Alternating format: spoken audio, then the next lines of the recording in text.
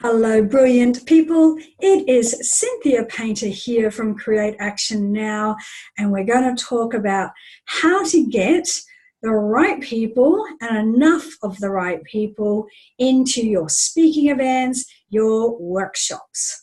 Okay, so would you like to be able to fill the room with the right people? Of course you would. I mean, that's why we're running a workshop or having a speaking event. We want the right people in the room. So let's have a look at what we're actually going to cover. We're going to look at what type of events really need the right people and how many are enough. What are the right people? And we're going to have a look at how to get them there. Okay, so what are the events where you want to have enough of the right people? I guess they're all of them, but we are talking specifically here about your trainings, your workshops, your retreats. All of these you're putting on to do group work rather than one-on-one. But let me tell you, there have been times when I've had only one or two turn up. So just in case that's what happens to you, especially as you get started, I want you to always think, how can you make sure you can deliver the best experience for them, even if there is only one in the room? You do need to think of, though, for your workshop or your training or your event, are there minimum and maximum numbers of people that you need to have? Because you could put it out there that you want 100 people to turn up, but your space will only fit 25. So do have a think about how your activities and how the interactions are going to work based on your minimum and maximum number of people. So what are the right number of people and the right people to have? Well, the right number of people, again, based on your venue, based on the type of event that it is. If it's a very intimate workshop where people are really disclosing their deepest, darkest fears or concerns, then you may want to have a smaller event with less people in it. Whereas you could probably do the same thing with bigger, but then how do you manage that intimacy factor? So do have a think about the type of event and what numbers are the right numbers for you for that type. But then who are the right people? Well, really, it was interesting. I did some workshops recently and we were looking at workshops and people were creating these fabulous workshops they wanted to run, but they actually didn't have much to do with their ideal audience. And they didn't really have much to do with where their business was going as far as a sales funnel is concerned. So when you are looking at a business-based or a workshop that's for your business and the work that you do, your workshop really should line up to where your premium product goes to. So your ideal client, your VIP client, and how does it all align to the end product? There's a fabulous entrepreneur called Denise Duffield-Thomas who talks about everything going to boot camp. That's her premium product, and that everything should line up and have a path towards that. So when you look at who are the right people, it should be your target audience, and it should be aligned with where that's going for your business.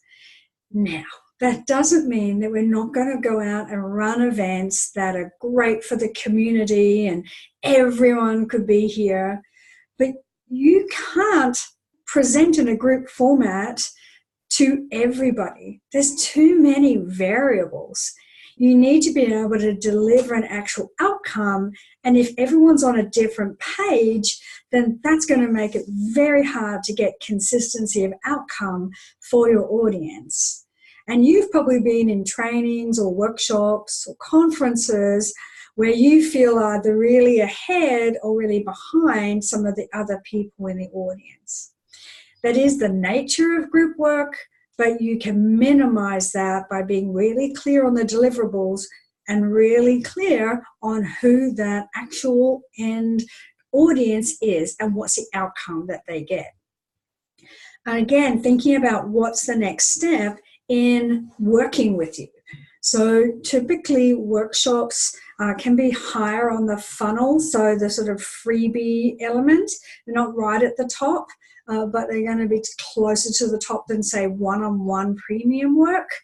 So you need to think about where is the next step as they progress to you, because the more one-on-one work, the more tailored you can provide a solution. Group work is not that tailored to the individual, it's tailored to a group. So have a think about that. Okay, so how else are we going to make sure now that we're going to get the right people in the room? Okay, so the first thing is enough time. You've got to give people enough time to be able to attend. So I usually think of that as a minimum 4 weeks, depending on how long your workshop's for. If it's less than half a day, if it's a couple of hours, maybe 3 hours, then 4 weeks is okay, because you've got to remember that people need to be free or be able to move their time around so that they can actually attend. If you're getting into more a full day or even a couple of days workshop, and certainly much longer if you're doing longer trainings, then you're going to need maybe 2 months or more of notice, at least 6 weeks anyway.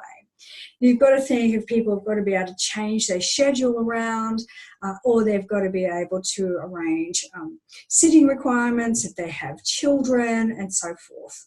So you've got to be able to give them notice to be able to come up into an in-person event. Okay, so the next one is, so we've got time. Next one is to actually hit the content and communicate that effectively. So understanding the problem and the solution and the outcome that is going to have that audience member say, you know, here's my money, right?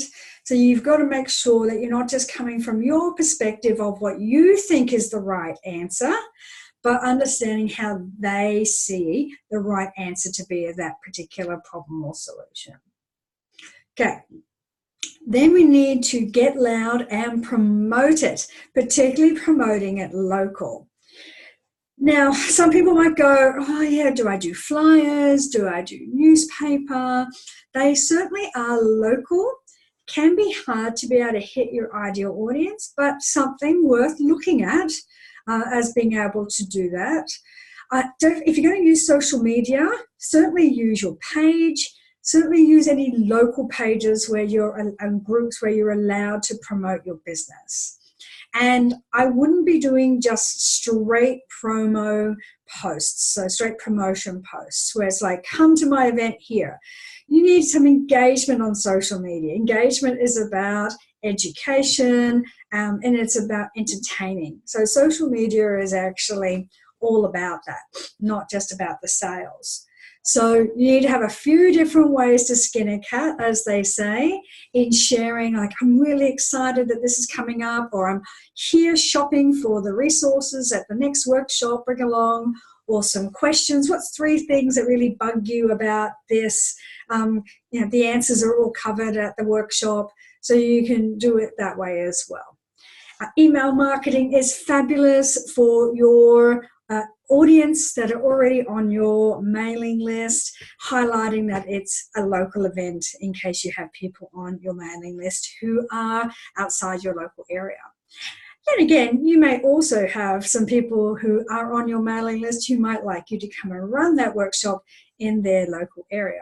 So make sure you tell everyone about it, but highlight that it's a local in-person event. Okay, so we've talked about making sure you understand the problem and solution as the client sees it, you give them enough time, and you get loud about sharing it. The other thing that's going to help get people there is to put a dollar on it. So put an amount on the ticket sales. Quite often we think a free event is going to get more people in the door because that's great value. And I can tell you from plenty of experience that is not necessarily the case. So people will say, yes, that's great. They may even tick yes that they're coming on the event on your Facebook page where you've got your event set up. But there's no skin in the game for them to actually turn up. So make sure that you have some sort of price for it. that people actually pay to turn up, because there's more commitment then for them to actually follow through. On a side, how much should you put for it? Well, it should definitely cover your costs as possible, and should get you some money for that as well. It really depends on your audience and what you do. I have people who charge as little as $15 for a couple of hours to $500, $1,500 for a few hours. So it really depends on you, your audience, and what it is that you're delivering. Okay, so we've got there some ways that you can actually go out and get the right people on the seats that you want to run in your workshop for. So here's my little challenge for you. I'd like you to go out and put a post on your page about a workshop that you'd like to be able to run. So if you haven't got one already up and running, go out and put that idea on your page that you're looking to run a workshop on this. Who would be interested in that? Or if you already have one up your sleeve, I want you to get out and get loud and tell some people about it in perhaps a way you haven't done before. So really getting clear on who the right people are. You know, this workshop is for these people with this problem. Love to see you there. Ask some questions. And come back and tag me and let me know about it. Or you can even ask a question and let me know on the Facebook page for Create Action Now. Okay, so I'm really excited to see what you do with this, because workshops and in-person events are fabulous. In the meantime, do go on and like or subscribe to the YouTube channel, to the Facebook page, and to the website for Create Action Now. And between now and when I see you again, I look forward to hearing how you share your message now. Bye.